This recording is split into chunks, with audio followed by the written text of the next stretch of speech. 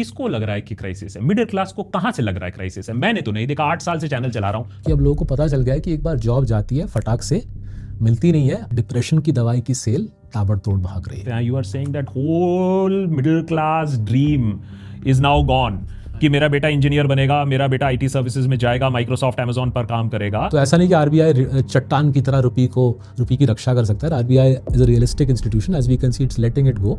So the currency will keep dropping until we fix our issues on the supply side. मैं अपने taxes देता हूं, मैं अपना रूल फॉलो करता हूं, लेकिन आज मैं तब भी डर डर के एक कंपनी चलाता हूं। Auto ancillary in Faridabad, a textile manufacturer in Erode and a जूता manufacturer in Agra has basically been screwed for the last 30 years. Fantasy sports को जब ये बैन किया था तो एफएनओ के ऊपर क्यों रिस्ट्रिक्शन नहीं लगा? Because her point was अगर हम इसको बैन कर देंगे तो ये चीज अंडरग्राउंड चली जाएगी और जो टैक्स की कमाई है वो भी रह जाएगी। तो इतनी बुरी हालत कैसे हो गई एक दशक में? Challenges are evident to everybody. AI आएगा, जॉब्स लेगा, जो काम इंसान करता था मशीन करेगा, वेजेस पे दबाव आएगी, कर्जा बढ़ रहा है, सोशल मीडिया का प्रहार भयंकर है, बट आगे के सॉल्यूशंस क्या है? This crisis is worse than what you noticed even in the Covid time. In nominal terms people still feel हम आगे बढ़ रहे हैं और कर्जा उठा रहे हैं। वो दिख रहा है आरबीआई का डेटा में, भयंकर कर्जा उठा रहे हैं। वे now the most indebted middle class in the world. India की स्टोरी कहां है अभी? Where is the India story? If it's not over then where is it? अगर आप आज की डेट में एक इलेक्ट्रॉनिक स्टोर में जाओगे, आपको प्रोडक्ट का भाव नहीं दिखेगा, ईएमआई दिखेगा। बंगाल में इलेक्शंस तो खत्म हो चुके हैं और प्राइस राइज का सिलसिला शुरू हो चुका है। ताबड़तोड़ कमर्शियल एलपीजी के दाम अभी बढ़े हैं, पेट्रोल और डीजल के भी दाम बढ़ेंगे। लेकिन हमारे देश की इकोनॉमी की हालत इसके बाद क्या होने वाली है? Whether be it AI, whether be it the Iran war, whether be it the rupee, whether be it the stagnating economy, इस सब के बारे में बात करने के लिए आज हमारे साथ हैं सौरभ मुखर्जी, जिन्होंने अब एक नई किताब भी लिखी है, breaking point, the crisis of the middle class and the future of work. Saurabh, many thanks for joining us here. And ये जो मेरे पास जो किताब आई तो मैंने किताब खोली और किताब खोलने के बाद मैंने इंडेक्स देखा और कंटेंट्स देखा और पता लगा कि एजुकेशन के बारे में बात होगी, एआई के बारे में बात होगी, जॉब ग्रोथ के बारे में बात होगी, रियल वेजेस के बारे में बात होगी, डेट के बारे में बात होगी। तो हमने कहा यार ये सब तो देशभक्त पे हम बात कर ही चुके हैं। तो समझ में आया कि क्यों there is a synergy and why we need to discuss this. But before I even start, हाँ जी, ये जो किताब का नाम आपने लिखा है, break point, crisis of the middle class, मुझे आप पहले ये बताइए सौरभ, किसको लग रहा है कि क्राइसिस है? मिडिल क्लास को कहां से लग रहा है क्राइसिस है? मैंने तो नहीं देखा, 8 साल से चैनल चला रहा हूं, मैं तो गालियां ही खा रहा हूं कि जब मैं बोलता हूं कि मिडिल क्लास में क्राइसिस है। तो देखिए, लोग आपको देशभक्त से जानते हैं, तो हम थोड़े मिडिल क्लास छोटे स्केल के देशभक्त हैं, लेकिन हम जैसे मिडिल क्लास देशभक्त हैं, हमारी एक खासियत होती है, हम किताबी कीड़े होते हैं। तो हम किताबी कीड़े डेटा निकालते हैं और डेटा में मुझे दिखता है कि मिडिल क्लास चिंतित है, मिडिल क्लास स्ट्रेस्ड है, मायूस है। तो दो प्रकार के मैं आपको क्विक डेटा पॉइंट्स देता हूँ। पहला है, जब कभी भी मुझे एक घोषणा मिलती है, पब्लिक में खबर मिलती है कि किसी बड़े स्केल पे जॉब लॉस हुई है, वो काफ़ी कॉमन हो रहे हैं इंडिया में। बड़े बड़े आईटी कंपनीज हज़ारों क्या टेंस ऑफ थाउजेंड्स की आबादी में लोगों को घर भेज रहे हैं। एंड थोड़े से चुपचाप तरीके से हमारे देश के जो बड़े banking and financial services institution है वो भी लोगों को छुट्टी दे रहे हैं, राइट। तो मैं क्या करता हूँ, पता करता हूँ कि इनको जब टिपिकली लास्ट 2-3 महीने you tend to get a feeling, यार 10,000 20,000 लोग अगर निकलने वाले हैं, एम्प्लॉय स्मार्ट होते हैं, खबर आ जाती है, तो क्या कर रहे हैं, when they know that jobs are at risk, right. And कोई सीक्रेट बात तो है नहीं, आपने ब्रेक पॉइंट लिखी है, but it's not some secret की एआई की वजह से लाखों लोगों की नौकरी जा रही है, पूरी दुनिया भर में हो रही है, इंडिया में भी हो रही है, सीईओज बात कर रहे हैं, लोगों को पता है। तो हमको दिख रहा है कि before they get sacked, right, what people are doing is they are topping up on their home loans. तो आप मानिए आपने होम लोन में 30% चुकाया था, स्पेयर इक्विटी बोला जाता है, टेक्निकल जार्गन में बोला जाता है, इक्विटी आपका स्पेयर था, वो जाके वापस लेंडर को बोल रहे हैं कि लेंडर भाई मुझे थोड़े से और पैसे दे दो, मेरी होम लोन्स को फिर से टॉप अप कर दो, ठीक है।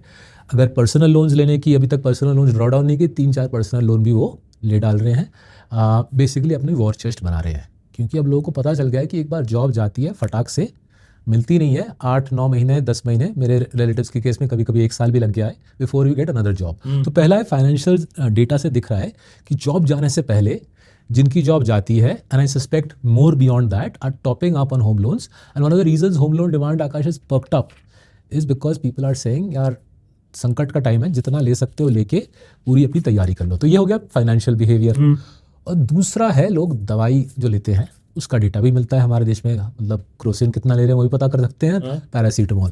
तो उसमें दिख रहा है कि antidepressants, psychotropic drugs, depression की दवाई की सेल ताबड़तोड़ भाग रही है। Right. So people are literally medicating themselves to deal with the stress. And इसमें और दिलचस्प बात क्या है, ये कोविड के बाद ये सिलसिला रैम्पेंट बन गया है. उसके for reasons I can't precisely pin down. मेरे ख्याल से सोशल मीडिया का इसमें कुछ रोल है और कुछ हद तक रोल है जो फाइनेंशियल डिस्ट्रेस बनती दिख रही है, जो जॉब्स की स्ट्रेस बनती दिख रही है, जिसके बारे में ब्रेक पॉइंट में विवरण दे रहे हैं. लोग दवाई खा रहे हैं. आप कह रहे हो कि ये जो क्राइसिस आप नोटिस कर रहे हो, this crisis is worse than what you noticed even in the Covid time. हाँ जी, कुछ कई हद तक ज़्यादा. ये Covid was a we were all stuck at home for 2 years, लेकिन मोटा मोटी पता था तो कभी ये कमबख्त पैंडेमिक खत्म होगी, में जो छुटकारा मिलेगा, right. It was at one level it was a closed ended crisis because you know one day the damn thing would be solved. And to be honest by July August September 2020 जब पता चल गया कि vaccine आएगा कभी, you new कि ठीक है झेल लेता हूँ, 1-1.5 साल की बात है. जो आज जो हम फेस कर रहे हैं दुनिया भर में, बाय द वे एआई का पंगा पूरे दुनिया भर में है, just that because we are a relatively poor country and a country relatively highly dependent on IT jobs, हमारे ऊपर प्रहार ज़्यादा है.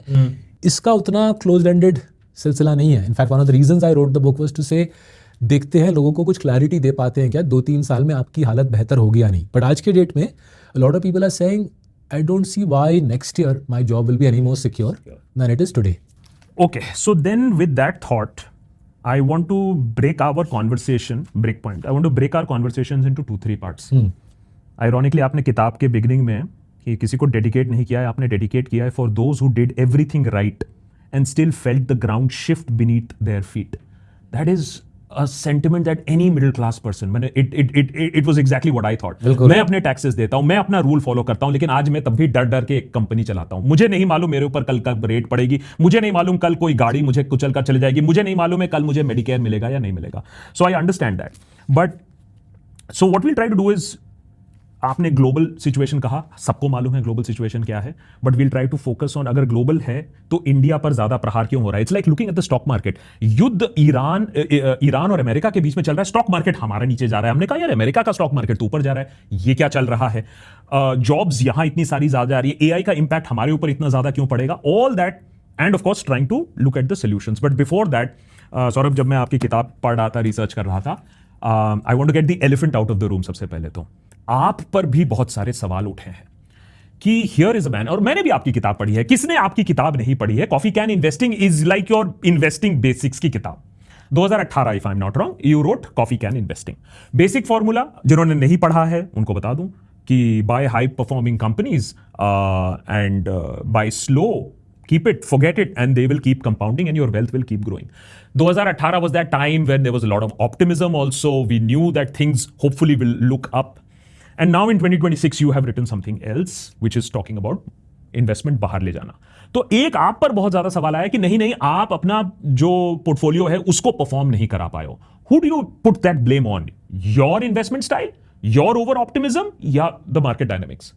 सो काफ़ी हद तक ब्लेम हमें खुद पे डालना पड़ेगा, राइट. सो जो हमारी जो सोच थी 2018 में, एंड जो सोच एक्चुअली 17, 18, 19, 20, 21 तक हमको बहुत पैसा कमा के दी. 5 years कंसेक्यूटिवली करीबन 25% कंपाउंडिंग लाए उस सोच से, which was as you said clean companies खरीदें, मोनोपोलिस्टिक या डोमिनेंट फ्रेंचाइजेज लें, और ऐसे फ्रेंचाइजेज जिनकी अर्निंग्स ग्रोथ, प्रॉफिट ग्रोथ कम से कम 10-15% या उससे ज़्यादा हो, minimum 10-15%, right. That was the broad formula. 25% से कंपाउंडिंग मिली. ऑनेस्टली आज आपके सामने बैठा हूँ, दूसरी किताबें मेरी छपती है, बिकॉज वो 5 साल में जो हमने बोला, it was everything worked out, ठीक है. इन रेट्रोस्पेक्ट हमने 3 गलतियाँ की. पहली गलती की that early enough we didn't realise how vulnerable the middle class is, the middle class which drives that consumption, जिसके बदौलत हमारी फंड परफॉर्मेंस 25 आई, राइट. पहला प्रहार मिडिल क्लास के ऊपर आया इन अ वे कोविड के तुरंत बाद. Covid was in a way all right for the middle class in the sense घर में बंद थे, आईटी के जॉब्स आए, काफ़ी लोगों को 2 जॉब मिल गए, सैलरीज ऊपर गई, जॉब क्रिएशन कोविड के बाद एक अच्छा स्पर्ट ली. But 22-23 is when in a way the break point, literally the break point in consumer data, in borrowing data. You will see in lots of charts in the book. 20-21-22 में data टूटने लगता है, middle class टूटने लगता है. And to my discredit I didn't spot it early enough to move and say let's reduce the weight of consumption in the portfolio. क्यों टूटने लगता है पोस्ट कोविड? सो 3 चीज़ें होती हैं जो हमने दिखाया है किताब में. पहली, जॉब्स ड्राई अप हो जाती है, ठीक है. Just to give you sense of किस पैमाने पे जॉब्स ड्राई अप होती है. इंडिया में करीबन 3 मिलियन इंजीनियरिंग ग्रेजुएट सालाना निकलते हैं, 30 लाख, ठीक है। उसमें से मानिए 15 lakh are good quality employable. Till 2020 pretty much all of this 15 lakh was getting IT jobs। सालाना 1 to 1.5 मिलियन 10 से 15 लाख IT जॉब होते थे। जो भी ढंग का इंजीनियर है उसको IT में जॉब, एंट्री लेवल जॉब मिल जाती थी, ठीक है। And it was a decent situation, right. Very few countries produce 3 million engineering graduates a year. Very few, in fact probably no other country gets 1.5 million employed. So till 2020 हमारे देश में actually काफ़ी divine equilibrium था middle class के लिए। Jobs आ रही थी, लोग एम्प्लॉयड हो रहे थे, कमा रहे थे, होम लोन लेते थे, ज़िंदगी में आगे बढ़ रहे थे। कोविड के बाद जो 2 साल कोविड के थे, टेक्नोलॉजी इस पैमाने पे आगे बढ़ी that after a brief spurt of job creation post Covid, I call it revenge job creation, उसके बाद पूरी स्टोरी खत्म हो जाती है। लास्ट 3 साल में अगर आप IT सर्विसेज कंपनीज के एनुअल रिपोर्ट्स का डेटा देखें, NASSCOM का डेटा देखें, नौकरी मतलब इन्फोएज नाम की कंपनीज का नौकरी नाम का एम्प्लॉयमेंट क्लासिफाइड बिजनेस है, हर एक डेटा सेट में दिखता है 0 IT jobs created in the last 3 years. Net, ठीक है। नाउ इंजीनियरिंग ग्रेजुएट तभी भी 3 मिलियन आ रहे हैं, लेकिन जॉब्स बॉस नहीं है उनके लिए, right. 30 lakh engineering graduates, no jobs. Now इसका दूसरा इफेक्ट क्या होता है, जिनके पास जॉब है भी उनकी सैलरी दब रही है, क्योंकि एम्प्लॉयर तो स्मार्ट इंसान है ना, वो बोल रहा है दरवाजे के बाहर यार कतार लगी हुई है लाखों लोगों की, तेरे को मैं ज़्यादा क्यों दूँ। सो जब हम इकोनॉमिस्ट लोग बोलते हैं रियल वेजेस मतलब इन्फ्लेशन को एडजस्ट करने के बाद लोगों की कमाई सालाना 5 से 6% दब रही है। हर साल लोग 5 से 6% कम कमा रहे हैं। These are white collar people who are earning less. So the break point is first on jobs, second on earnings, and तीसरा break point is around social media. वो कोविड के 2 साल वो सैचुरेशन इन मतलब चुबाना दिमाग को सोशल मीडिया में, और जब एक बार इंडियन इंसान ने, मिडिल क्लास इंसान ने सालाना डेली बेसिस पे 5-6 घंटे मोबाइल डेटा में अपने सर को चुबा लिया, उसने जब सर उठाया उसने मुझे बोला या देश को बोला कि मुझे भी अच्छी लाइफस्टाइल चाहिए, भले ही मेरे पास जॉब होना हो, I need to live the good life. तो मैं लोन लूँगा छुट्टी पे जाने के लिए, लोन ऑब्वियसली लूँगा मोबाइल फ़ोन लेने के लिए, लोन लूँगा कॉन्सर्ट पे जाने के लिए, and loan offtake, personal loan offtake, retail loan offtake exploded in the last 5 years। Last 6 साल में 2020 से अब तक overall consumer loans outstanding have tripled in India. Just to give you a sense of the crazy acceleration, last 2 साल में gold loan offtake, last 2 साल में gold loan offtake has grown between 3 to 4x, right? So the loan of take explodes post COVID, and this is I think driven partly by need but partly by aspiration कि ज़िंदगी हमारी अच्छी होनी चाहिए। अगर आप आज की डेट में एक इलेक्ट्रॉनिक स्टोर में जाओगे, आपको प्रोडक्ट का भाव नहीं दिखेगा, EMI दिखेगा, राइट। अगर आप ऑनलाइन जाओगे into most of the websites which sell stuff, again they are displaying EMI। Increasingly people are not looking at the sticker price, they saying EMI बताओ, can I afford it on an EMI basis. And एक हमने society बनाई है जहाँ पे 10-20 whilst writing break point we met a guy who was an office boy in a firm in Bombay, उसने 700 loan लिए हैं 5 साल में, 700, and he's repaid 670। he can't understand 670 repay तो क्यों, बाकी 30 मेरे पीछे क्यों पड़े हैं, राइट। तो ये जो माहौल है ये कोविड के बाद बना। We are the most indebted middle class in the world, and my fault for not clocking on this early enough. दूसरा जो चीज़ आया सोशल मीडिया का, अगेन मेरे ख्याल से अहम रोल है, again I didn't pick it up early enough. People started trading, doing futures and options online, influenced by finfluencers। finfluencers ने समझाया वीडियोस में कि भैया आप भी कर सकते हो, आप भी कूद जाओ। वी आर इन 2026, हम आपके साथ मई 26 ये रिकॉर्ड कर रहे हैं। सेबी बोल रहा है ये 4था साल है जहाँ पे सालाना रिटेल इन्वेस्टर 1.1 लाख करोड़ डुबा रहा है। 4 consecutive years मीन्स 35 से 40 बिलियन डॉलर मिडिल क्लास खो चुका है। वो पैसा किसके पास जा रहा है? आधा जा रहा है न्यूयॉर्क में हेज फंड्स के पास। वो स्टैनफोर्ड हार्वर्ड के PhDs लगा रहे हैं इन फिजिक्स, इन मैथ्स, वो एल्गो ट्रेडिंग कर रहे हैं। और यहाँ पे बबलू बुलंदशहर पे अपने फ़ोन पे ट्रेड कर रहा है futures and options Bombay stock market में।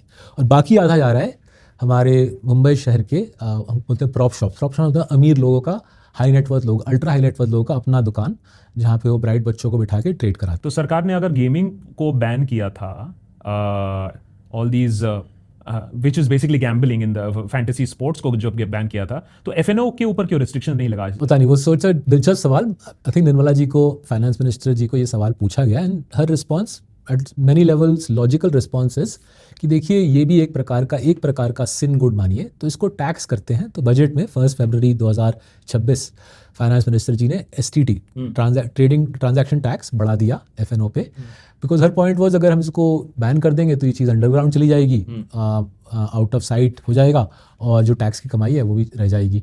तो ये जो 4 चीज़ें हैं जिससे मिडिल क्लास की कंजम्पशन की स्टोरी की बैंड बज गई, ठीक है, I didn't pick it up early ना। साथ ही साथ दूसरी चीज़ हुई विच वॉज भारत सरकार ने बोला हम इंफ्रास्ट्रक्चर पे दबा के खर्चा करेंगे, और अनफॉर्चुनेटली हमारे जो निवेश की शैली है उसमें ना तो हम पावर एंड इंफ्रास्ट्रक्चर की कंपनी लेते हैं, ना ही हम रियल एस्टेट डेवलपर खरीदते हैं, ना ही हम मेटल्स एंड माइनिंग कंपनी लेते हैं, और ना ही हम PSU लेते हैं, बिकॉज हमारे अकाउंटिंग और गवर्नेंस की शैली में ये बैठते नहीं है।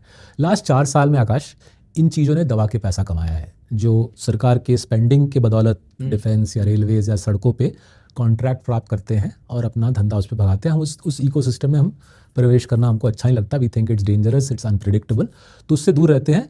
तो ये हमारी गलतियाँ हुई, तो थोड़ा दिमाग लगाया, अपना मिडिल क्लास डरपोक दिमाग को थोड़ा भगाया, and we said 4 years ago कहाँ पे हम अपने शैली which is clean well run dominant companies में निवेश कर सकते हैं। पता चला कि स्वीडन में ऐसा हो सकता है कि हम कमा सकते हैं, हॉलैंड में कमा सकते हैं, फ्रांस में कमा सकते हैं, कनाडा में कमा सकते हैं, USA में कमा सकते हैं, ताइवान में कमा सकते हैं।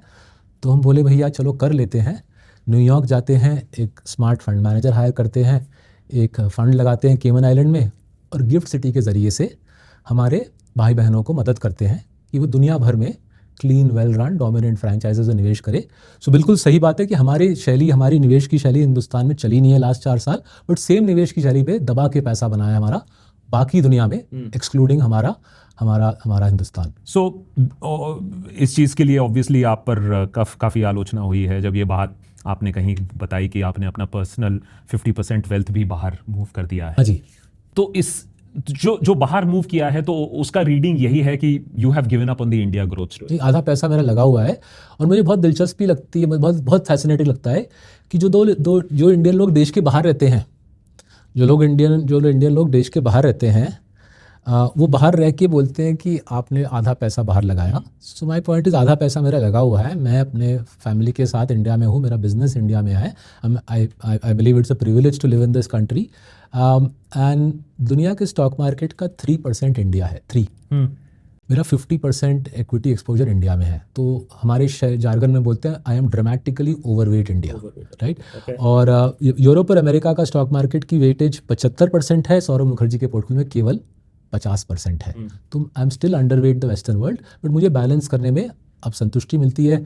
लगता है कि अगर वहाँ पिटाई होगी तो यहाँ कमाई हो जाएगी, यहाँ कभी पिटाई होगी तो वहाँ कमाई हो जाएगी। तो आलोचना से मुझे उतना फिक्र नहीं है। आई जस्ट फील दैट अगर IPL के 11 प्लेयर की टीम होती है, और हमारे IPL की टीम तो सारे इंडिया के दिग्गज उद्योगपति ओन करते हैं, वो एक से एक बड़े देशभक्त, तो IPL की टीम के 11 प्लेयर में 4 फॉरेनर होते हैं। उससे किसी को कोई तकलीफ तो नहीं है, मुझे भी तकलीफ नहीं। I enjoy watching for example Hazlewood come in and bowl for RCB, it was a terrific job, right. So अगर IPL के 11 प्लेयर में 4 प्लेयर फॉरेनर हैं, क्योंकि टीम में निखार आती है, क्वालिटी आती है, तो why not have a portfolio which is 40-50% foreign? So I mean personally I have absolutely no issues with that, और as a matter of fact मैं चाहूंगा भी कि later on in the conversation हम actually discuss भी करें कि ordinary retail investor बाहर कैसे invest कर सकता है, because that is another complete universe for them, because investing ही समझाना हमारे देश में इतना complicated है, including myself, I have struggled with it, and now suddenly when I thought that I have got some of the basics of investing, अब this whole point of investing abroad and LRS very complicated, तो उसके बारे में बात करेंगे। लेकिन I think उससे पहले I'm going to press on you have dared to speak against the flow, क्योंकि आज हमारे देश में जब तक ना आप बोलो कि we are the story, we are विश्वगुरु, we are the hottest thing, we are the hottest country in terms of temperature, but are we the hottest economy that we have to discuss? तो एक चीज जिसके बारे में हमने बार बार focus किया है, and I want you to weigh in on this, focus on GDP third largest बनने वाले हैं, बन गए हैं, now to 6th हमारा रैंक आ गया है, racing towards 100 on the dollar. So I want you to tell our viewers and me also, India की स्टोरी कहाँ है अभी? Where is the India story? If it's not over, then where is it? हाँ जी, तो किसी भी free market economy में, वो USA हो, इंडिया हो, जापान का स्टोरी भी एक्चुअली काफ़ी अप एंड डाउन है, तो कोई भी फ्री मार्केट इकोनॉमी के स्टोरी में साइकिल होती है, राइट।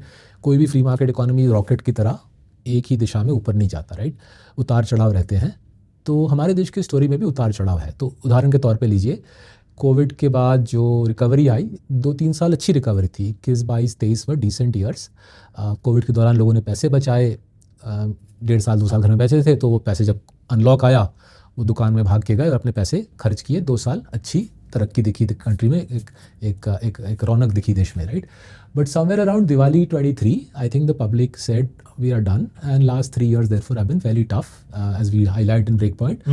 लोगों ने कर्जा लिया है, जॉब्स का माहौल ग्रिम है, wages after adjusting for cost of living wages नीचे जा रही है। तो ये टिपिकल साइकिल है फ्री मार्केट इकोनॉमी में। इसमें कोई ना तो बहुत चिंतित होने की बात है और ना ही बहुत उछलने की बात है, right. Free market economies will go through their ups and downs. The sooner we get that into our heads as investors, citizens, responsible people running families, छोटा कंपनीज, बड़ा कंपनीज, जितनी जल्दी हमारे दिमाग में बात बैठ जाएगी कि साइकिल पे चलती है फ्री मार्केट इकोनॉमी, उतनी सरल जिंदगी बन जाएगी, right. The more we delude ourselves both on the extreme positivity and extreme negativity, सब बर्बाद है, बहुत अंधेरा है, अभी निकल लेते हैं किसी डेवलप्ड मार्केट के लिए, right. And the extreme positivities, अभी बहुत ही सब कुछ बढ़िया चल रहा है, 50 प्रकार के कर्जे ले लेते हैं और बिजनेस में भी कर्जा लेते हैं, and let's go for glory. तो both extremes are, let's deal with both extremes. हाँ जी। एक तरफ, and this is your area, your universe, how many times ऐसा हुआ है कि हम सेंसेक्स को देख रहे हैं, 2 साल के रिटर्न्स हम देख रहे हैं, and it is virtually nil. So we are looking at a Sensex which is flat at this point of time. So my question to you is that जो स्टोरी की बात कर, of course I wish it is this only, but is there a bigger slowdown, is there a bigger problem in the market that हम Sensex को sideways ही देखेंगे कुछ और time तक, या फिर अभी भी जबरदस्त उछाल आ सकता है? I think any retail investor would be asking that question. ठीक है, तो मैं भी कुछ बोलने वाला हूँ जो जिस पे बहुत आलोचना होगी, बट डेटा के बेसिस पे है, एंड अगर आलोचना होगी डेटा के बेसिस पे होना चाहिए।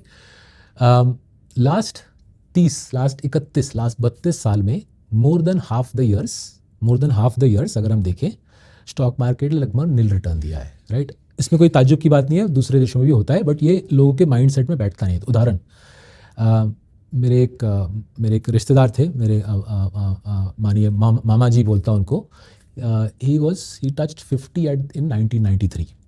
तो 93 में अगर आकाश हम 15 साल का लुक बैक डेटा देखें ना, 78, 79 से 93, Sensex has done some 22-23%, right. Rip roaring rally था through the 80s, correct, right.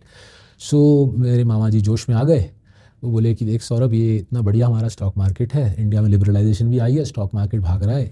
He took his entire retirement की पूंजी और उन्होंने मार्केट में डाल दिया 93 में, ठीक है। मैं तब क्लास 12 खत्म किया था, इसलिए मेरे दिमाग में बहुत फ्रेश बैठा हुआ है। This is immediately after liberalisation, okay. Immediately so after- he had good reason. हाँ, he had good reason, and 13 year look back, story भी अच्छी थी, 22-23% सेंसेक्स लेवल पे पैसे बन रहे हैं, राइट।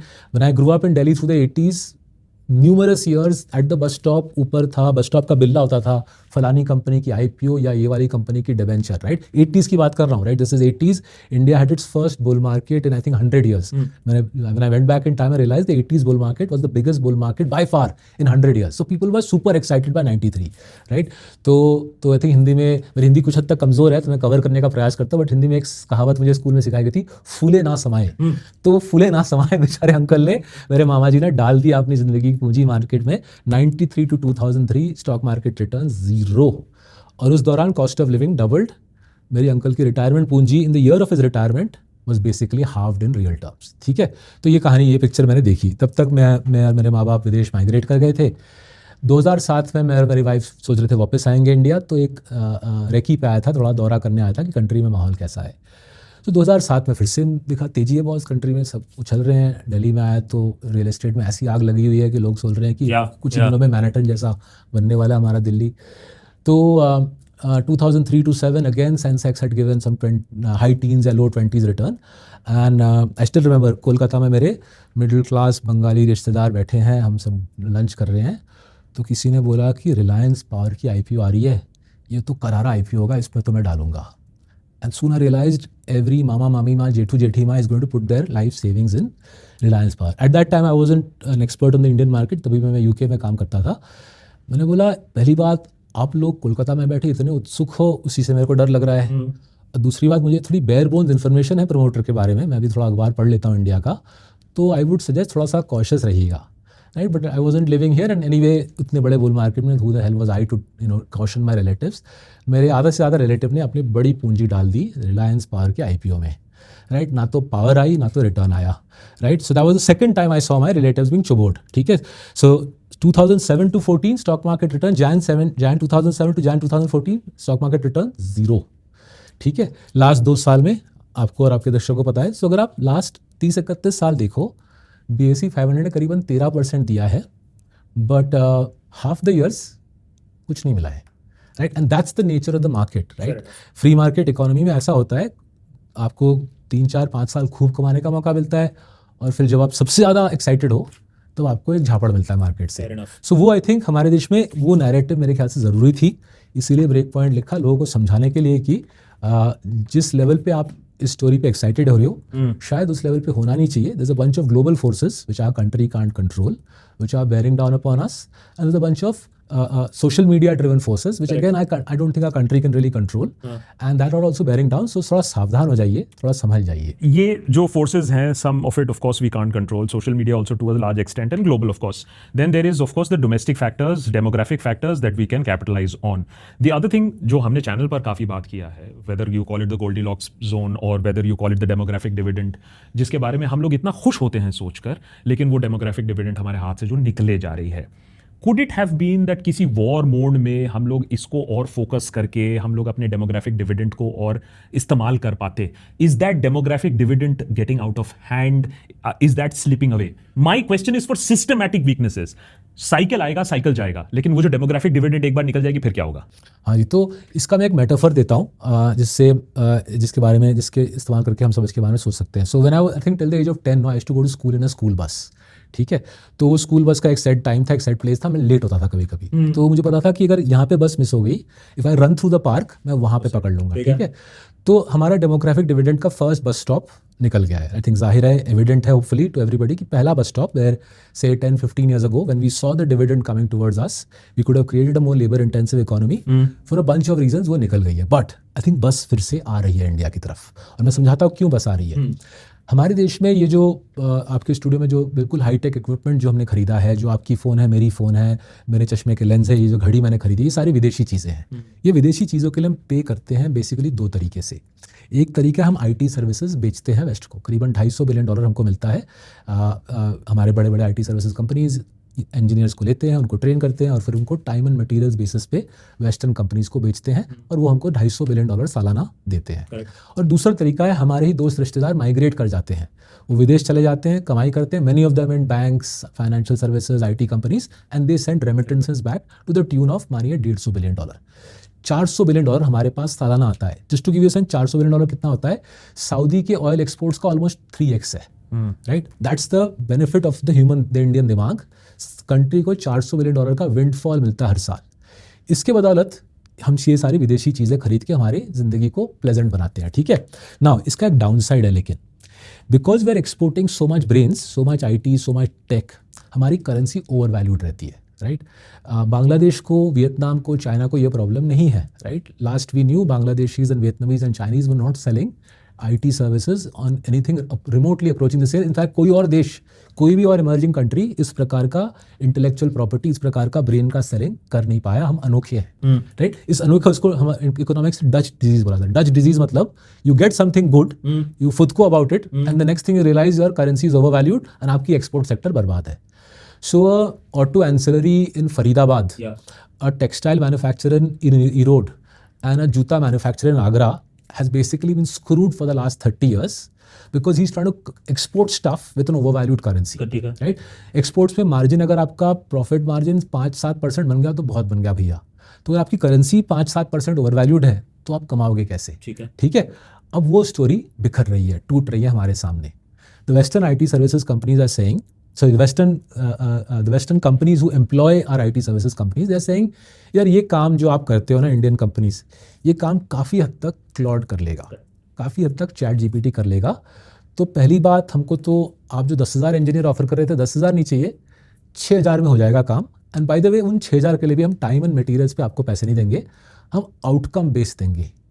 आप ये पॉडकास्ट बना के एडिट करके मुझे दे दीजिए, उसके पैसे हम आपको चुका देंगे, उसमें आप 6,000 लोग लो या 5 लोग एम्प्लॉय करो, अप टू यू, आपको हम आउटकम बेस्ड पैसे देंगे। ठीक है, तो इस पे हमारे आईटी सर्विसेज एक्सपोर्ट्स पे असर आएगा। 10 साल पहले अगर हम आपके स्टूडियो में मिलते तो आईटी सर्विसेज एक्सपोर्ट्स भाग रहे थे 10-15% पे, 15% भाग रहे, 15% वॉज 10 ईयर्स अगो। आज वो बेरली 1-2% पे भाग रहे हैं। मेरे ख्याल से आने वाले वर्षों में ये ग्रोथ डिग्रोथ बनेगा, और जो ओवर वैल्यूड करेंसी का जो पंगा हम झेल रहे थे वो धीरे धीरे इररेलेवेंट बन जाएगा। करेंसी फेयर वैल्यूड हो जाएगी, मतलब करेंसी डिप्रिशिएट करेगी, और हमारे एक्सपोर्टर्स को एक प्रोत्साहन मिलेगा जो कभी पहले मिला नहीं था। How much is the fair value? तो 3 डिजिट था। तो अगेन दिल्ली के हाई नेटवर्थ लोगों से बहुत कुछ सीखने को मिलता है। तो आज ही मैं एक हाई नेटवर्थ सज्जन इंसान से मिलकर आ रहा हूँ दिल्ली के सबसे रईस इलाके में। उन्होंने बोला है येन जैसा हो जाएगा। तो मैंने पूछा भैया येन जैसा क्या होता है सर? ये सर येन जैसा मतलब 110 मानिए। तो उन्होंने बहुत प्यार से बोला 110 शायद सीरियस नंबर नहीं है, but I think triple digit rupee is not very far away. And by the way this is how China created its development. 90 के दशक में चाइना ने करेंसी को 50% तोड़ दिया।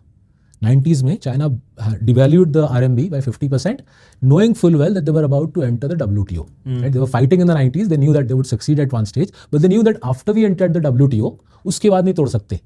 तो पहले करेंसी को डिवैल्यू करो, तोड़ो, फिर ग्लोबल ट्रेड सिस्टम में घुसो और धनाधन मार्केट शेयर लो। But then why is the RBI fighting it then if it is that clear? हाँ जी, तो मेरे ख्याल से हमेशा ये देखना चाहिए हाथी के कौन से दांत दिखाने के लिए हैं और हाथी के कौन से दांत खाने के लिए हैं। आई थिंक द आरबीआई, मेरा जो रीड है Akash, RBI is fairly pragmatic. They are using little bit of foreign exchange reserves की बेसिकली फ्री फंड में रुपये की पिट ना जाए, राइट? फुल थ्रॉटल सब अटैक ना करे, स्पेकुलेटर्स अटैक ना करे, because remember if you let the speculators attack the rupee full throttle, then वो फटाक से 100 पे ले जाएंगे रुपी को, और उसका जो कॉन्सिक्वेंसेज है हमारे इन्फ्लेशन के लिए वो घातक है। But it's happening and it will happen slowly. Gravity की तरह है ये economic gravity. And you are saying it's going to be good for us. हाँ जी, और हमारी वो मैन्युफैक्चरिंग एक्सपोर्ट्स की बस वापस आ रही है हमारी तरफ। जो हमारे सरकार ने जो फ्री ट्रेड एग्रीमेंट्स नेगोशिएट किए हैं, होपफुली अमेरिका वाला भी हो जाएगा, यूरोप वाला तो इसका भी सहारा मिलेगा। कुछ obviously not gonna be effortless and overnight. कुछ अभी भी मुद्दे हैं, जैसे हमारी स्टील काफ़ी महंगी है चाइनीज स्टील के मुकाबले। So if you want to sell our manufactured products in Europe और हमारी स्टील 15-20% मोर महंगी है, उसका एक कॉन्सिक्वेंस हमको झेलना पड़ेगा। But we are moving in the right direction and this is economic gravity, and this could have only prevailed once the sources of foreign exchange which had kept our currency overvalued faded away. ये भी you've mentioned this in Breakpoint, थोड़ा सा controversial भी है, but lot of people are going to be very unhappy because वो तो मेरा बेटा IIT जाएगा, मेरा बेटा इंजीनियर, वो तो हम 3 Idiots इतने सालों से करते हैं। You are saying that whole middle class dream is now gone कि मेरा बेटा इंजीनियर बनेगा, मेरा बेटा IT सर्विसेज में जाएगा, माइक्रोसॉफ्ट अमेजॉन पर काम करेगा। That whole culture needs to be now broken down and we need to refocus our efforts on manufacturing, which, by the way, to the credit of the Modi government, was something brilliant. I've always said that Make in India was the best plan that they did, but execution में problem था. So what do we do now? We restart Make in India 2.0? हाँ जी, तो just quickly on Make in India, right? Make in India में the same problem, right? They're fighting with economic gravity. आप एक overvalued currency को लेके आप दुनिया में दूसरे देशों के साथ टक्कर दे रहे हो, Vietnam, Bangladesh, China, just to take 3 examples. उनकी करेंसी पिटी हुई है, आपकी करेंसी ओवर वैल्यूड है। आप इंडिया में जो भी नाच गाना कर लो, आप ग्लोबली पिट जाओगे बिकॉज आपकी करेंसी ओवर वैल्यूड है। अब वो माहौल जा रहा है, आई थिंक एक्सपोर्ट्स को अच्छा प्रोत्साहन मिलेगा। And by the way, if you see the Apple वाली स्टोरी, राइट, आईफोन वाली स्टोरी, डिसेंट स्टोरी है। From 4 years ago to $30 billion of iPhone exports, PLI के सहारे। And it's interesting, केवल 4% is the revenue incentive, right? केवल 4 in the sense 4% is enough. तो मानिए currency तो ऑलरेडी 10% डॉलर के अगेंस्ट टूट चुकी है, मेरे ख्याल से थोड़ी और टूटेगी, ट्रिपल डिजिट नंबर आएगा। That is the fillip that we needed. ठीक है, now let's come back to आपका यूनिवर्सिटी वाला पॉइंट। सो दिस यूनिवर्सिटी वाला point I think is a global point. This whole notion of going to university, जब से आप nursery जाते हो, आपके माँ बाप आपको सिखाते हैं कि बेटा तेरे को हम लायक बना रहे हैं, जिससे किसी दिन तू इंटरव्यू फोड़ के एक वाइट कॉलर जॉब हासिल करके लैपटॉप पीटेगा किसी एयर कंडीशनड ऑफिस में, डॉलर कमाएगा। हाँ, डॉलर कमाएगा। That's the ultimate Indian dream. वो ड्रीम ऑब्वियसली क्रेजी ड्रीम है because 3 reasons, right? White collar office jobs have only existed in the last 120 years, right? Industrial revolution के पहले लोग factory भी नहीं जाते थे, घर में बैठ के काम करते थे। इंडस्ट्रियल रेवोल्यूशन का ऑफिस वाला एनालॉग था कि अब ऑफिस में प्रिंटर है, फोटोकॉपियर है, उस ज़माने में प्रिंटर्स फोटोकॉपियर्स वो expensive capital equipment, and you were told कि आपके घर में हम आपके घर में थोड़ी ना डाल सकते हैं, आप ऑफिस जाइए, ऑफिस में मेन फ्रेम कंप्यूटर होती थी एक ज़माने में, और शायद एक प्रिंटर होती थी जो आपको 2 मिनट मिलेगा दिन में, उसमें अपना छपवा लीजिए और वहीं पे मीटिंग फीटिंग करिए और शाम को वापस आ जाइए, ठीक है। But as the cost of, as everybody realises, right, since घर में लैपटॉप हो सकती है, घर में प्रिंटर भी हो सकता है, big part of the reason of congregating in a common place dries up as soon as you realize that the equipment that you are using in the office is easily available at home. Second piece, much of the work that was done in the office or is done in the office can obviously be done by AI. Yeah. वो आपके पेशे में हो या मेरे पेशे में हो, right. Increasingly a lot of our own entry जो कंपनी पे शुरुआती काम है, जो ग्रेजुएट करता था, अब वो AI करता है, एंड वो क्लॉड बखूबी से करता है, right. The output of clod on a specific stock, 10 page का अगर मैं नोट लिखवाऊँ क्लॉड से, 2 मिनट लगेगा। जो क्वेरीज मेरे एनालिस्ट पहले लेते थे 2 दिन, अब 2 मिनट में वापस आ जाते हैं। मैं रात को 10 बजे क्वेरी लिख के पहले डालता था कि अगले दिन शाम तक भेज देना, मैं दिल्ली से बॉम्बे रिटर्न फ्लाइट में काम कर लूँगा। मैं रात को 10 बजे क्वेरी डालता हूँ, 10-15 तक क्वेरी वापस आ जाती है। तो entry level work is gonna get automated the world over, and therefore the second reason for going to office goes away, because the office doesn't need you. Now इसका रिप्लेसमेंट क्या होगा? तो हमने ब्रेक पॉइंट में क्या बोला है, यही जो लोग पहले ऑफिस जाते थे, वही युवा जो ग्रेजुएट होके पहले जॉब सीख करता था, अच्छे कपड़े धो धा के, नहा के, बाल कंघी करके इंटरव्यू पे जाता था, वही बंदी अपने बेडरूम में बैठ के अब पूरे दुनिया में गिग वर्क करेंगे। We will do white collar gig work sitting in our bedrooms for the world over. तो इसका एक आसान तरीका है देखने का कितना बड़ा इंडस्ट्री बनेगा। लिंक्डइन पे ऑलरेडी अब एडवर्टाइजमेंट्स आना शुरू हो गए हैं। तो कभी कभी विदेशी लैंग्वेज में आता है, फ्रेंच जर्मन में आता है, मैं गूगल ट्रांसलेट मार के समझता हूँ। तो जैसे जर्मन कंपनी ने लास्ट वीक विज्ञापन डाला कि हम लोग चाहते हैं अपना, हमारे पास बहुत सारा डेटा है, हम इसको साफ सूफ करके लेबल करके हमारे बॉट्स को ट्रेन करना चाहते हैं, आपको $1000 हम हफ्ते में देंगे। We don't care what language you speak, we don't care where you are, we don't care whether you have another job. अगर ये काम हमको आप करके दे दोगे, आपको वीकली हफ्ते में $1000 मिलेंगे।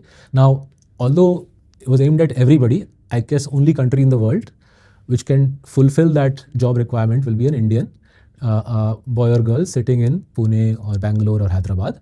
And as the German advert says, you don't have to work for one firm. You can do a bunch of jobs. And I think increasingly the future of work will look like that. You won't go to a central office in Noida or Gurgaon in a giant air-conditioned building.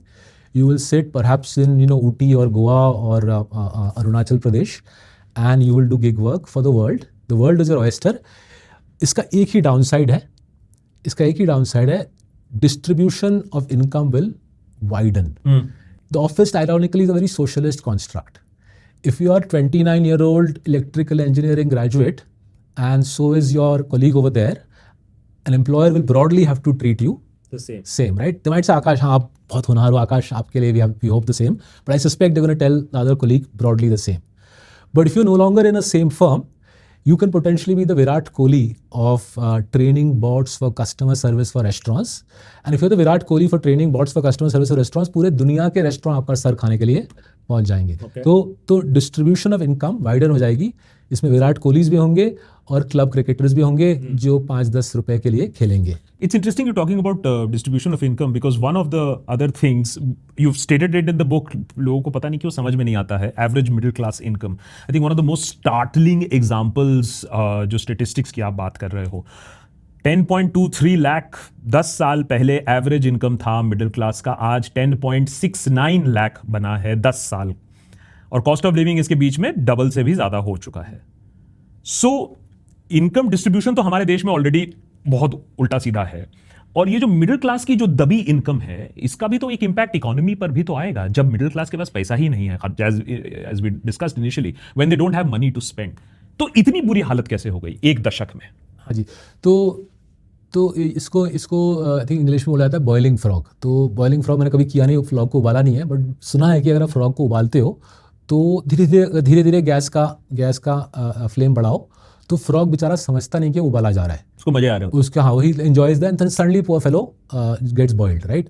तो कुछ हद तक ये जो story है, हर साल जो पे राइज मिल रही है वो इन्फ्लेशन से कम मिल रही है, and every year as the data suggestion, by the way data हमने बहुत इनकम टैक्स का डेटा लिया, फिर लोगों ने हमारी आलोचना की, तो हमने बोला यार शायद ये लोग ठीक बोल रहे होंगे, शायद हम बेवकूफ़ हैं, और एक डेटा सेट देते हैं। हमने निफ्टी 50 कंपनीज का वेज बिल लिया। आज के जो हमारे देश के महारथी हैं, द बेस्ट, हाँ बेस्ट, उनका वेज बिल लेके उन्हीं कंपनीज को 10 साल फॉलो किया। रिमार्केबली दोनों डेटा सेट से सेम कंक्लूजन आया जो आपने दोहराया कि 10.2 से 10.7 हुआ 10 साल में। महंगाई उस दौरान 8% से बढ़ी है, मतलब रियल टर्म्स में आपकी सैलरी सालाना 5-6% से टूटी है, right. Now what's happening is as that happens, in nominal terms people still feel हम आगे बढ़ रहे हैं, राइट। और कर्जा उठा रहे हैं, वो दिख रहा है आरबीआई का डेटा में, भयंकर कर्जा उठा रहे हैं। वे now the most indebted middle class in the world. So कर्जा इतना एफर्टलेसली उठा रहे हैं, you don't have to go to, पुराने ज़माने में when my dad took a home loan I went with him to HDFC in Safdarjung, हमने line पे खड़े होकर फॉर्म भरे, फिर हमको होम लोन मिली। अब कुछ नहीं करना पड़ता, आप यहाँ पे बैठ के नेक्स्ट हाफ एन आवर में 20 लोन लोगे effortlessly. The effortlessness of the India stack in disbursing credit is I think hiding much of the pain. As I said, anti depressants की बिक्री बढ़ रही है, and before layoffs people are borrowing ferociously because they know what the layoff will entail. So a certain strata of society is feeling the pressure, but it's not one of those things you really want to vent about on social media. कि मैंने कर्जा उठाया, मैं कर्जे के नीचे हूँ, नहीं, वो हमारी सोसाइटी बोलने नहीं देगी। करेक्ट। सो क्या होगा, फ्रॉग बॉइलिंग वाली एनालॉजी बिल्कुल फिट होती है यहाँ पे। अगर ये ईरान वॉर की वजह से तेल 110-120 पे चलता रहा, I don't think our central bank will have a choice this summer. The central bank will have to push up rates.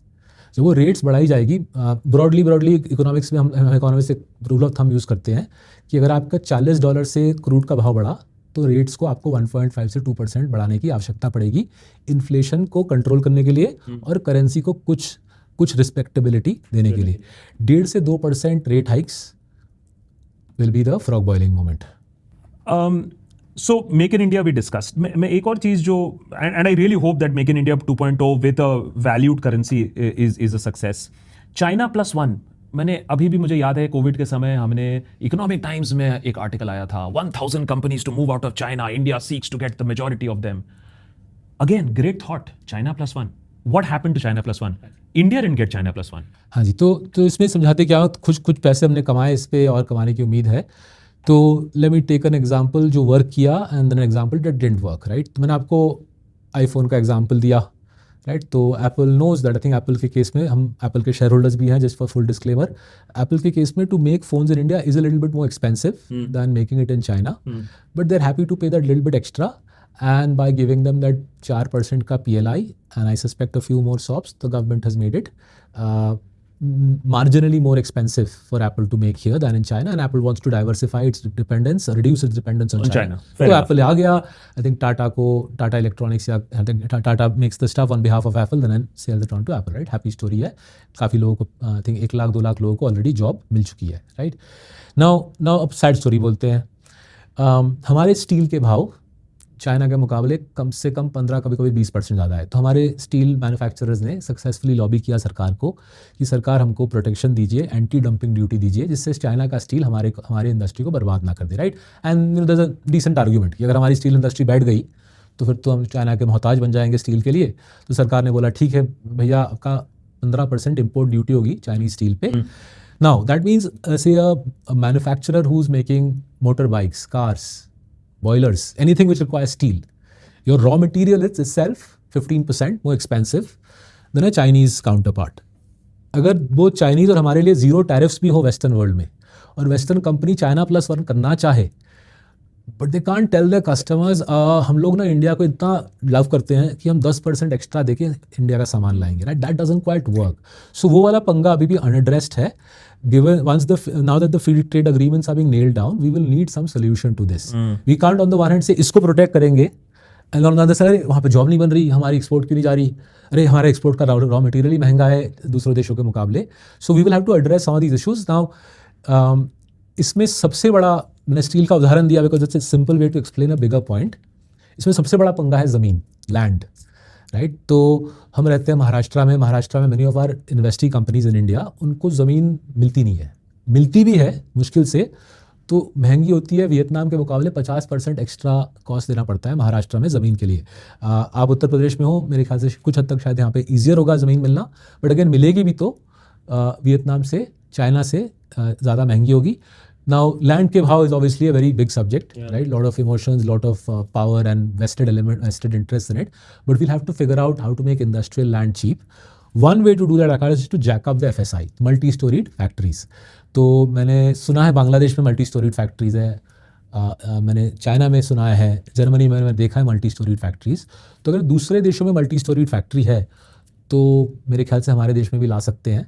तो FSI बढ़ा के लैंड प्राइस को डील करना and then dealing with the input cost issues, currency टूटता रहेगा। And इसमें beautiful चीज़ क्या है फ्रॉम मेरे इकोनॉमिस्ट नज़रिए से, मेरे निवेशक नज़रिए से, जब तक हम इन मुद्दों को रिजॉल्व नहीं करेंगे करेंसी तब तक टूटती रहेगी, राइट। एंड RBI के जो रिजर्व्स है, काफ़ी लोग फुदकते हैं RBI का ये रिजर्व है वो रिजर्व है, it's not that big in the context of the forces at play here, right. हम बोल रहे थे ना 400 बिलियन सालाना आ रहा है, तो RBI का excluding gold and adjusting for the short positions in the dollar, RBI के reserves are not that much more than 500 billion. तो ऐसा नहीं कि RBI चट्टान की तरह रुपये की रक्षा कर सकता है। RBI is a realistic institution, as we can see it's letting it go. So the currency will keep dropping until we fix our issues on the supply side. Sure. And those issues are very well enumerated. I hope that, ये सारी चीजें हों for everybody's benefit. The other thing is the huge outflux of the FDI, foreign investment money that is going out of the markets. Are we still at a premium? अभी भी हमारा market overpriced है? जी, तो दो मुद्दे हैं जो हमारे देश में, जो प्राइवेट इक्विटी और वेंचर कैपिटल बोला जाता है, PVC जो शॉर्ट फॉर्म में बोला जाता है, इसका 80-85% पैसा विदेशी पैसा है, राइट। हमारे खुद के देश का छोटा छोटा है, little bit of PVC we have in our country, but even the Indian PVC firms, the capital is actually foreign capital. They sometimes give it to, for example, I manage some money for foreigners which is invested by me in the Indian market. Now ये पैसा, right, a lot of this money came 10 years ago, right? So those people have been, foreigners have been patiently waiting कि कभी तो भैया कमाई करके थोड़े दे दे हमको, right? तो कोविड के बाद जो लहर आई मार्केट में, तो प्राइवेट इक्विटी वाले को दिख गया, ग्रीन लाइट दिख गई, राइट। बॉम्बे स्टॉक एक्सचेंज में ग्रीन लाइट जल रही थी, तो उसने मौका लेके IPO करा के देश से पैसा वापस भेज दिया to his clients in the western world. That's दो जो FDI का आउटफ्लो देखते हो, a lot of it is that sort of money, private equity money, venture capital money, which came in many years ago, patiently waited, and is now getting a decent return and is going back home, right? At an opportune juncture, we will get the next wave coming in, right? एक wave आई और वो wave अब घर जा रही है, शायद I suspect there's a little bit more to go home. Valuations are still 40-50% higher than 40-50% higher. हाँ जी, तो थोड़ा सा हम क्वांटिफाई कर देते हैं before this becomes another meme, right. तो P मल्टीपल, हम फंड मैनेजर लोग मार्केट का P देखते हैं, हमारे देश का निफ्टी का P, फॉरवर्ड P 20 के आसपास है। जो हमारे प्रकार के जो दूसरे जो इमर्जिंग मार्केट्स हैं उनका 14-15 के आसपास है, राइट। अगर हमारी अर्निंग्स ग्रोथ जो काफ़ी सहमी हुई सी है, हमारी अर्निंग्स ग्रोथ, निफ्टी की अर्निंग्स ग्रोथ लास्ट 2-2.5 साल से केवल 5-6% है, उसके लिए एडजस्ट कर ले, then 12-13 will be a sensible PE multiple at which India will be able to attract new money. तो 12-13 पे थोड़ा सा फासला है, भी जाना काफ़ी फासला है। And the quicker we do that fasla, the quicker foreign money will come, the sooner the rupee will fall, the rupee will stop falling, right? तो यहाँ पे एक straight forward सा गणित है। So there's a painful way to balance, sort of. हाँ, so the quicker our authorities move to make the economy more efficient, the quicker our manufactured exports take off, the sooner the rupee stops falling, the sooner earnings growth returns, the sooner the foreigner comes back. And I'm not going to do the ulta piece, वो self-explanatory है। So 2018 you wrote Coffee Can Investing, optimistic on India, optimistic on big companies in India, and 2026 we see breaking point. What has your perception of the markets, of the economy, of the polity changed इतने सालों में? So देखिए, मेरा उतना perception change नहीं हुआ है, लेकिन एक चीज़ मेरे को समझ आई है, मैं भी धीरे धीरे 50 हो गया हूँ, तो थोड़ी अकल आ रही है, बाल जा रहे हैं, अकल आ रही है, hopefully my wife will dispute that by the way, but चलो now quickly just to explain क्या मुझे समझ आई है। सो मैं जब मैं UK में बड़ा हुआ, मैं लंदन के एक सबब में बड़ा हुआ, उसका नाम है क्रॉयडन। तो जब हम 91 में माइग्रेट किए, it was a flourishing suburb of London, it was basically the say Noida Gurgaon of London. Okay, सारे बैंक, सारे इंश्योरेंस का बैक ऑफिस का सारा काम, सारा processing, settlement, call centres Croydon में थे, राइट। तो हाई राइजर्स थे, अच्छा सा स्टेशन था, मतलब great connectivity to central London, shopping centre था, and I grew up there in the 90s। करीबन सन 2000 I saw that those jobs started moving to Bangalore and Gurgaon. वो ब्रिटिश कंपनीज के call centres started moving to, Jack Welch और जी ने lead लिया। Once they set up, everybody said यार हम भी कर सकते हैं। तो ब्रिटिश कंपनीज भी अपना कॉल सेंटर क्रॉयडन में बंद कर दिए, and started shifting them to Bangalore and Gurgaon, Hyderabad to some extent. We've seen all that. Right? So Delhi में तो सबने देखा है ये रात रात दिन दिन कॉल सेंटर. तो वो वाला flip मैं वहाँ पे देखा. You've seen. I left Croydon in 2008. My wife and I migrated to Bombay, and between 2000 to 2015 Croydon खाली हो गया, खाली, right? सारे offices खाली हो गए. शॉपिंग सेंटर फट गया, लिटरली फ्लड गया. Nobody wanted to develop the place. Anybody wants to check Croydon out, feel free, आप जाइए. थोड़ा सा संभल के जाइएगा, राइट? क्योंकि it's not a tourist destination that everybody is running to. And by the way stress, this is not some place in northern England. ये central London से केवल आधे घंटे दूर है ट्रेन जर्नी पे, ठीक है? नाउ इन दोज 15 ईयर्स किसी पॉलिटिशियन ने चूँ आवाज़ नहीं की, ब्रिटिश पॉलिटिशियन ने आवाज़ नहीं की कि जॉब्स जा रहे हैं भैया इंडिया.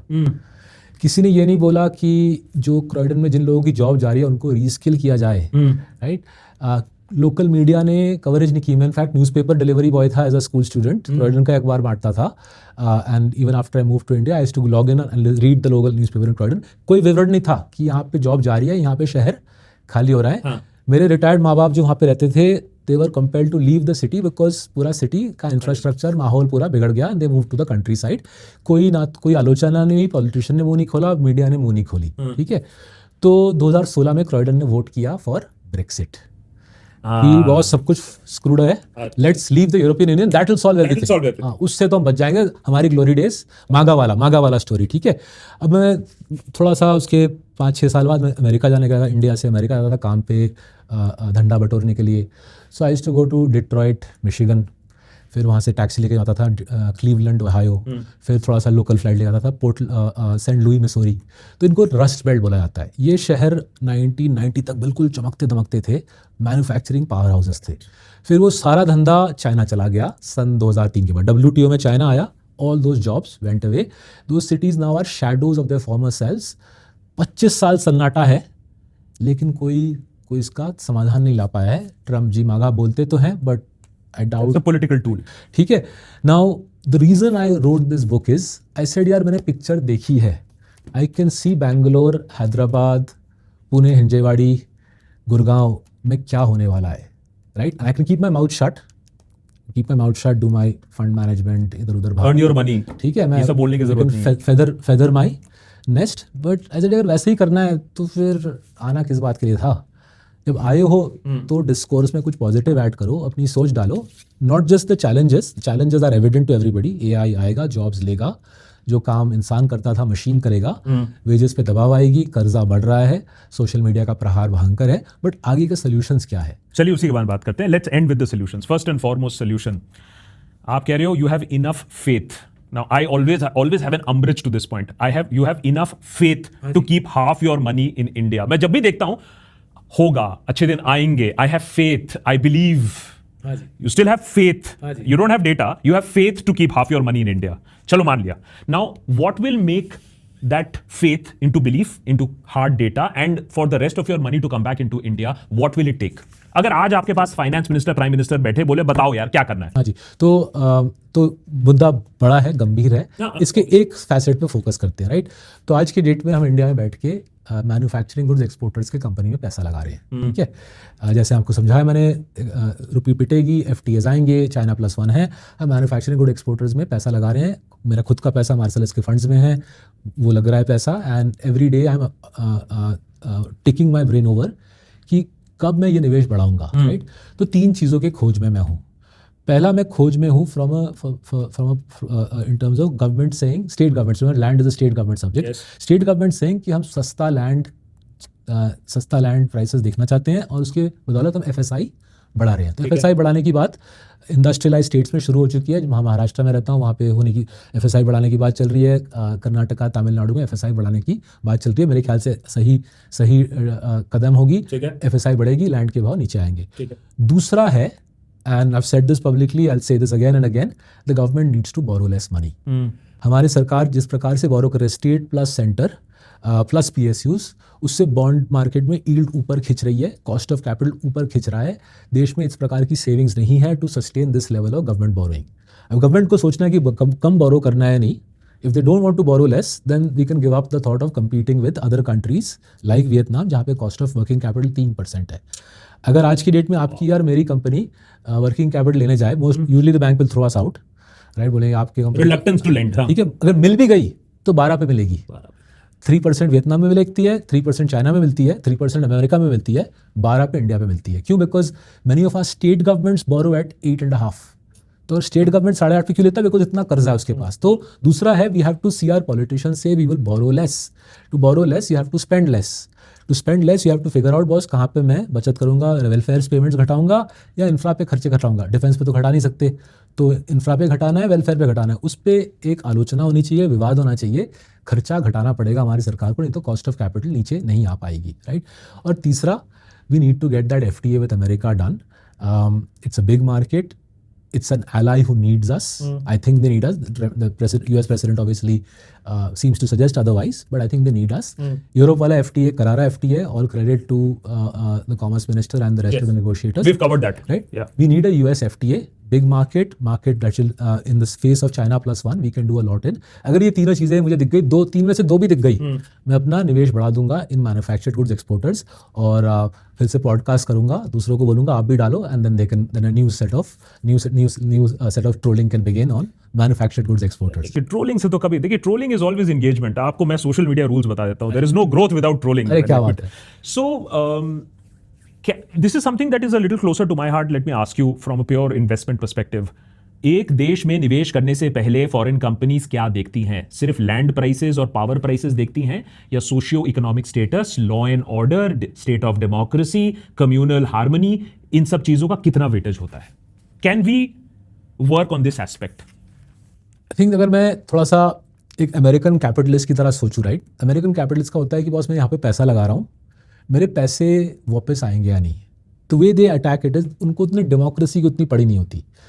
वो बोलते हैं कि अगर यहाँ पे तानाशाही है, अगर तानाशाही है, वो तानाशाही की वजह से मेरा नुकसान हो सकता है नहीं। So many cases they have realised China में नुकसान हो सकता है। तो कोई भी IP वाली चीज़ होती है ना, वो चाइना नहीं ले जाते, बिकॉज वो बोलते हैं कि IP तो भैया चाइना में 40 घंटे में आपका 48 घंटे में IP गायब, and there is nothing you can do, right. तो they try to figure out that will the legal system and the powers that be, will they give me a fair ride when I put money into the country? Where are we? तो हम ऊपर नीचे जाते हैं, every few years there will be some sort of court judgment which will send the shivers down the spine of विदेशी investors. तो हाल ही में I think 2-3 महीने के पहले की बात है, टाइगर ग्लोबल नाम के एक विदेशी फंड को जजमेंट आया कि 2018 में आपने कुछ किया था, उसकी भरपाई अभी आप करो। Retrospective is the worst enemy of India. Okay, ठीक है। तो और फिर 10-12 साल पहले कोई वोडाफोन का मामला था, राइट, रेट्रोस्पेक्ट। तो होता है ना, अनफॉर्चुनेटली क्या होता है, एक मुद्दा है, उस पर पूरी सिग्नलिंग तो जाएगी ना, माहौल बढ़ जाती है, जाएगी सिग्नलिंग। तो वैसा माहौल थोड़ा उस तरीके से थोड़ा पॉजिटिव सिग्नलिंग की आवश्यकता है। जहाँ तक मुझे समझ आ रहा है, हमारे सारे दिग्गज जो हैं पूरे दुनिया में सैर सपाटा कर रहे हैं, रोड शो कर रहे हैं, दूसरे देशों को प्रोत्साहित कर रहे हैं, but we will have to build a better reputation than we have done in the last 20 years for giving people a fair deal in the courts of law. Okay, now coming to the last question and coming to who you have dedicated this book, for those who did everything right and still feel the ground shift beneath their feet, हम जैसे गरीब लोगों के लिए जो 2 पैसा बचाने की कोशिश करते हैं, हाँ जी, वो क्या करें मार्केट में? सो 3 चीज़ें देने की हम सलाह देते हैं। पहला तो बोलते हैं डाइवर्सिफाई कर लीजिए। तो डाइवर्सिफिकेशन मतलब है कुछ बॉन्ड्स में निवेश होनी चाहिए। आई नो बॉन्ड्स की टैक्सेशन ग्रेट नहीं है, बट फिर भी निवेश डाइवर्सिफाई करना चाहिए बॉन्ड फंड्स में। प्रेशस मेटल्स, गोल्ड, सिल्वर के ETFs है, इंडेक्स फंड्स है, उसमें करना चाहिए। हमारे देश का जो इंडेक्स फंड्स है वो ले लीजिए, और विदेशी इंडेक्स फंड्स ले लीजिए। S&P 500 है, लेकिन S&P 500 5 स्टॉक काफ़ी महंगे हैं, तो S&P 500 इक्वल वेटेड मिलता है, जिसमें वो 5 स्टॉक की अहमियत उतनी ज़्यादा नहीं है, and therefore S&P 500 I think is S&P 500 equal weighted. आराम से ये चीज़ें आपको, this your through mutual funds, इसमें LRS S&P 500 वाला आपको LRS के जरिए से करेंगे तो अलाउड होगा, क्योंकि RBI ने बोला है और सेबी ने बोला है आप म्यूचुअल फंड्स के जरिए से और डॉलर निवेश नहीं कर सकते।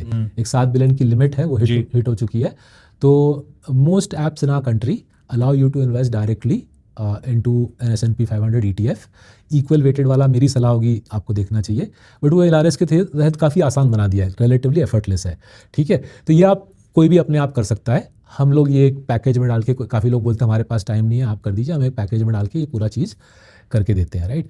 दूसरी चीज़ जिनको थोड़ी सी और इच्छा है कि नहीं, why should I only have 1/4 of my money abroad, I want to have a little bit more, तो गिफ्ट सिटी नाम की एक जगह बनाई है गुजरात में भारत सरकार ने। International financial services centre, IFSC regulator का नाम है। वो रेगुलेटर गिफ्ट सिटी गुजरात में हम जैसे लोगों को फंड बना के विदेश में निवेश करने की परमिशन देता है। तो वहाँ से भी रिटेल इन्वेस्टर, हमारी है 2-3 और फंड्स हैं जो लोग लेके, हाँ, जैसे म्यूचुअल फंड में पैसा डालते हो वैसे ही आप हमारे फंड्स में पैसा डालें। हमारे फंड मैनेजर बैठ के फिर America, Canada, Europe, east Asia में पैसा निवेश करते हैं। वो बेसिकली विदेशी म्यूचुअल फंड है, मतलब विदेशी फेसिंग म्यूचुअल फंड है, बट इंडिया में ही बेस्ड है, राइट। तो मैंने S&P वाला जो आइडिया दिया था कि आप LRS के तहत बाहर चले जाइए ऐप के through, that you are investing in a fund in America, right ना। उसमें एक खतरा है, अगर आप अमेरिका के फंड में डालते हो या कंपनी में डालते हो और आपको कुछ यहाँ पे हो जाता है, तो वहाँ का सरकार बोलता है एस्टेट ड्यूटी हमें चाहिए, आकाश के फंड का एक हिस्सा हम ले लेंगे, and for slightly richer people the estate duties in America are half the value of the fund. अगर आप गिफ्ट सिटी के जरिए से जाओगे, ये मुद्दा इरेलेवेंट बन जाता है, because the American government can't see Akash, they can see मार्सलस का फंड, एंड फंड के ऊपर उनका कोई हक नहीं बनता। तो गिफ्ट सिटी से जाने के कुछ फ़ायदे हैं। देयर आर फ्यू मोर फायदेज which we will discuss some other time, but the main फायदा is if you invest globally via the gift city funds, the US government has no claim on your money, whereas if you go directly via apps, the US government has. Saurabh, I am reasonably or marginally aware of stock markets, and this is very complicated. Would you agree that it is this reason जिसके वजह से लोग कहते हैं अरे ये सब छोड़ो, प्रॉपर्टी खरीदते हैं, सबसे आसान तरीका है? हाँ जी, है भी और नहीं भी, बिकॉज प्रॉपर्टी बेचना NCR में मैंने अपने मदर फादर के लिए किया है, नानी याद आ जाती है, राइट। तो खरीदना भी मैं बोलूँगा थोड़ा सा डिफिकल्ट है compare to investing in a foreign fund. So middle class लोगों के लिए प्रॉपर्टी का जो कारोबार है, खरीदना बेचना, the taxes involve and other elements in it are bloody difficult. तो उससे तो कई आसान है विदेशी स्टॉक मार्केट में निवेश। So I would say that okay, fair enough, I think हम लोग को सबको we have to educate ourselves better. I completely agree, whether you want to invest a lot of money और not, investing is an art. I am understanding investing कैसे होती है, so that is one. But the takeaway from our conversation today, middle class has to do some things, definitely open its eyes, not be the frog that is being boiled. There is debt that is increasing. So guys, please कुछ भी debt पे मत लेना unless and until it is what? A home, a house, a home. Home is a good asset to buy. ले लो because फ़ायदे होते हैं। मेरे पास गाड़ी तक नहीं है बॉस, मेरे पास गाड़ी भी नहीं है क्योंकि मैंने काफ़ी सोचा कि कर्जा वर्जा लेके गाड़ी लेने की कोई फ़ायदे है या नहीं। I couldn't make it work. So कुछ भी डेट नहीं लिया है, but for others who are at a more say formative stage of the life, 25-35 साल के युवा हो, you might want to take a little bit of debt, but if your disposable income post tax income का more than 15% is going in debt repayment, खतरे की घंटी 15%, 15 से ज़्यादा खतरे की घंटी। I think nobody takes that seriously मेरे ख्याल से, सब तो 30-40 पर बैठे हुए हैं। तो खतरे की घंटी है। Okay. Finally, for our viewers who are watching, and especially those who want to create over the next 5-10 years wealth, जिनके पास थोड़ा सा bandwidth है, they're 35 years, 40 years, they have another 5-10 years of investing, उनके लिए one final word. What should they do? The world is your oyster. पूरी दुनिया की information आपके फ़ोन के अंदर है। सरकार ने आपके लिए काफ़ी आसान बना दिया है। LRS के ज़रिए से विदेश में निवेश करना मुश्किल नहीं है, डिजिटल है, पेपर वर्क नहीं है। India is 3% of the world stock market, बाकी 97% के बारे में भी सोचिएगा। There is a reason why IPL teams have 4 foreign players, and there is a reason why the best portfolios have companies from around the world. Fair enough. Saurabh, many thanks for joining us here on the Deshbhakt. Breakpoint, the crisis of the middle class and the future of work. Very, very interesting things are happening. And please, whether you agree or disagree with anyone, agree with the data, as I always say. Saurabh, many thanks for sharing the data with us. Thank you so much. What a pleasure. Thank you.